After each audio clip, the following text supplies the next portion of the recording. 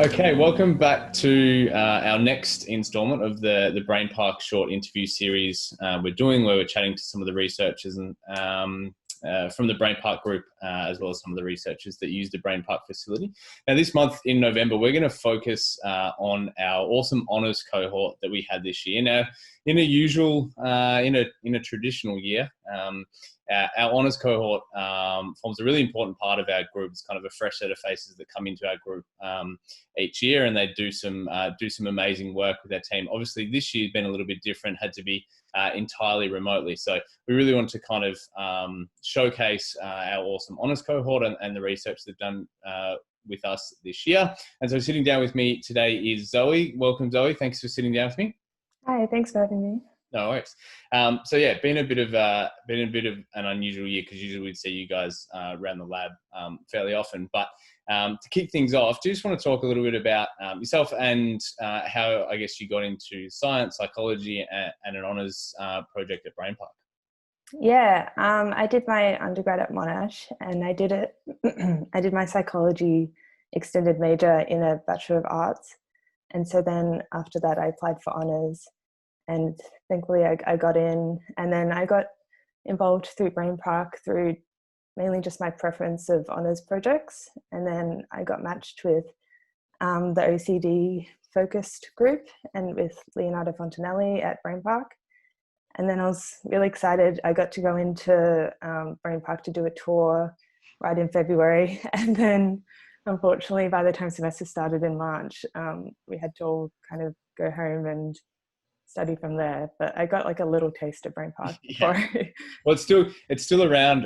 Fortunately, if you ever want to come back and catch up with the group again. But you got to be involved and be part of it and run a really cool research project within, as I said, using an OCD sample from the Brazilian data set that Professor Leo Fontanelli brings to the group. So do you want to talk to us a little bit about what your research project was? Yeah, in particular, I looked at this really interesting and kind of understudied symptom of OCD that focuses on patients that are particularly worried or fear physically transforming into someone, or either physical transformation or even just the mental kind of contamination of characteristics, like personal characteristics. And as it's like a really understudied field, like I think I could only find 5 or 6 specific papers focusing on that symptom in particular in OCD. It was really interesting to have such a big data bank to look at, and to have like so many participants that within the sample we could still have quite a big sample of 50 people that had that particular symptom. How big was the data bank? 1,001 participants, patients, yeah.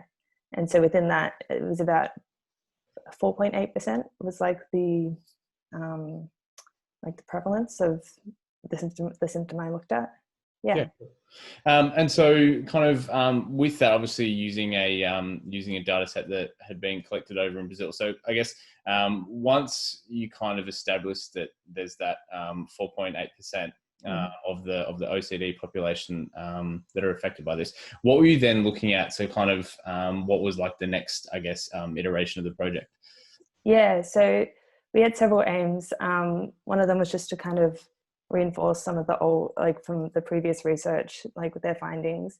And then we were also specifically looking at, that was unique to our project, was if there are any associations with psychotic features or features of psychosis, and using kind of results from different measures that we used with the patients to see if there were any connections with things like decreased insight, increased sensory phenomena, that kind of thing, that we could relate to features of psychosis. Yep. Yeah. And then we're also looking at kind of helping to categorize it in a dimensional, like which kind of dimension it falls under, because there was a bit of dispute through a few different papers. Cool. And so what were the outcomes? What did you kind of find?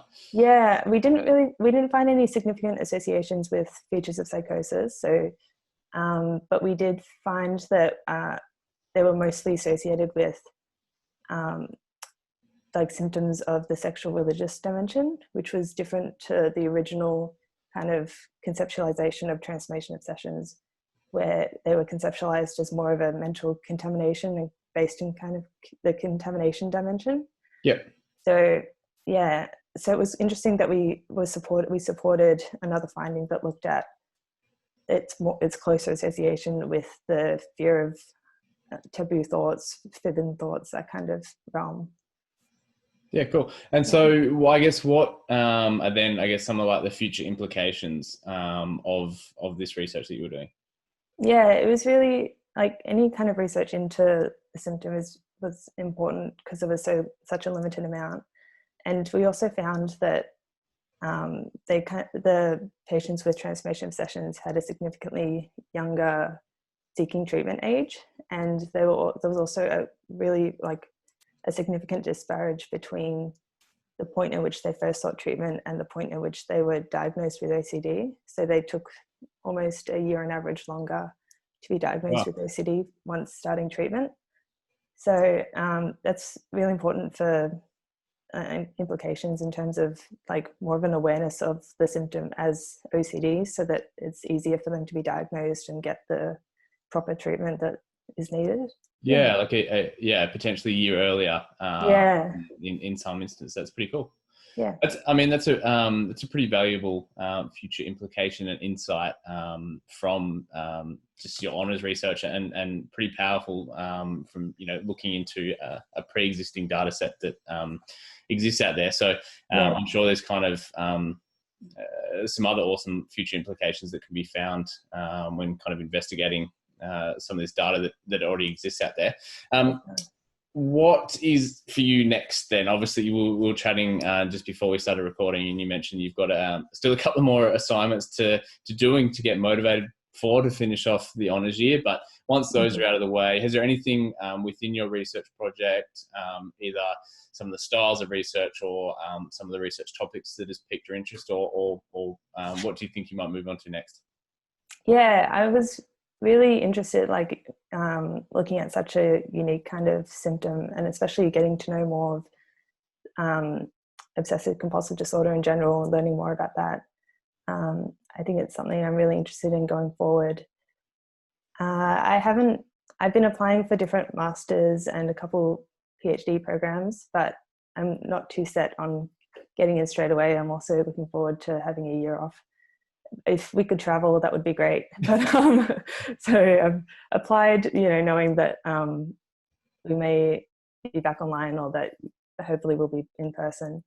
But like doing honours has really opened my eyes to the implications of different research, and how it's like a really interesting way to get into psychology and that kind of thing. So I'm looking forward to doing more of that as well in the future. Awesome. Yeah, well, hopefully, maybe we can travel within Australia.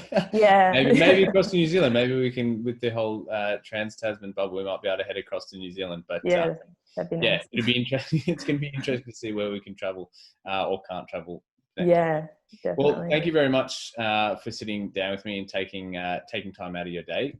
Good luck. Well, congratulations again with finishing your honours project and writing your thesis in what is a pretty challenging year. It's hard enough at the best of times, let alone trying to do it entirely remotely. Yeah.